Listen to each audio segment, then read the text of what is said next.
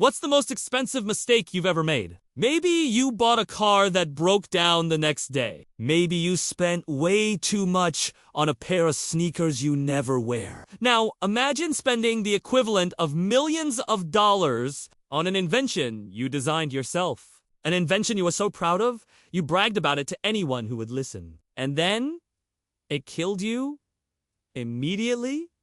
That's what we're talking about today.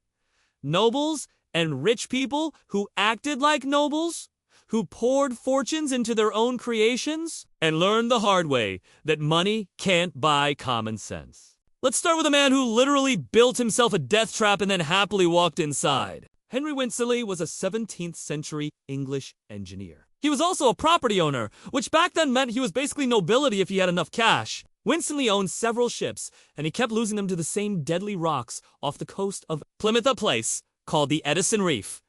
Most people in his position would write a strongly worded letter to the government, maybe complain at a pub. Henry Winstanley decided to build a lighthouse with his own money on a rock that spent most of the day completely underwater. Between 1696 and 1698, he built the first offshore lighthouse in history, 115 feet tall. Iron rods driven into the rock. 60 candles burning in a glass room at the top. It was a miracle of engineering. And Winstanley was so proud of it that he reportedly said he wanted to be inside it during the greatest storm there ever was. He got his wish. On November 26, 1703, the Great Storm hit England, one of the worst in recorded history. Winstanley was inside his lighthouse, probably watching the waves with a grin on his face. The storm raged for days. When it finally cleared, the lighthouse was gone. He was gone. 5 men with him.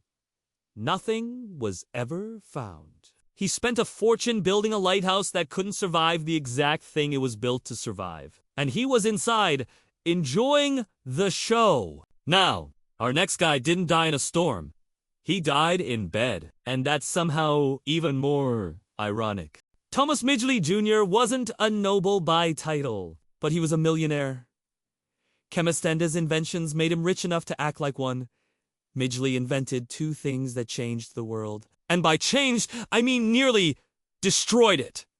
First, tetrathol in leaded gasoline. He was so confident it was safe that he literally washed his hands in it and breathed its fumes at press conferences to prove a point. Spoiler, it was not safe.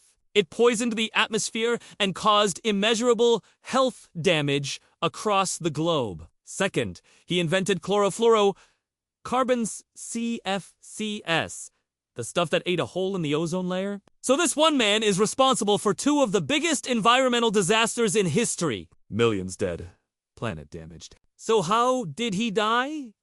Not from lead poisoning. Not from ozone depletion. Midgley contracted polio at age 51 and became severely disabled. So he invented an elaborate system of ropes and pulleys to help him get out of bed.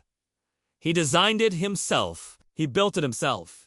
He trusted it completely. And in 1944, at 55 years old, he got tangled in his own ropes and strangled to death. A man who spent his life creating inventions that killed millions was taken out by a homemade pulley system. It's the kind of irony that would make you laugh if it weren't so tragic. Now, our last story is a little different. This man wasn't killed by his invention, but his reputation was murdered, and he spent the rest of his life trying to escape it. Dr. Josephine Guillotin was an 18th century French physician and a member of the National Assembly. He hated the brutal execution methods of the time breaking on the wheel, hanging, burning. So he proposed a single, humane, mechanical method of execution.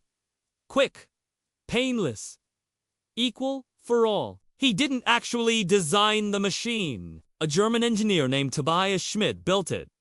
But Guillotin pushed for it, advocated for it. And when it was adopted in 1792, they named it after him, the Guillotine. During the Reign of Terror, it killed nearly 17,000 people. They called it the National Razor, the Widowmaker, and Guillotine. He spent the rest of his life trying to get his name off it. His family even petitioned the French government to rename it. They refused. He died of natural causes in 1814, but his legacy didn't.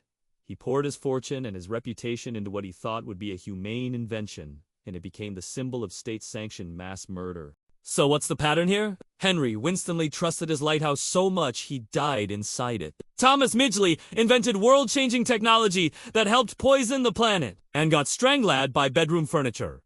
Dr. Guillotin created a humane device that killed tens of thousands of people and dragged his name into infamy. They all spent fortunes, literal or reputational, on things they believed in, and those things turned around and destroyed them. Sometimes physically, sometimes symbolically. If you enjoyed watching rich people make terrible decisions with their own inventions, hit that like button and subscribe, because I've got plenty more stories of history's most embarrassing ways to die. Thanks for watching. And remember, maybe don't test your own inventions personally.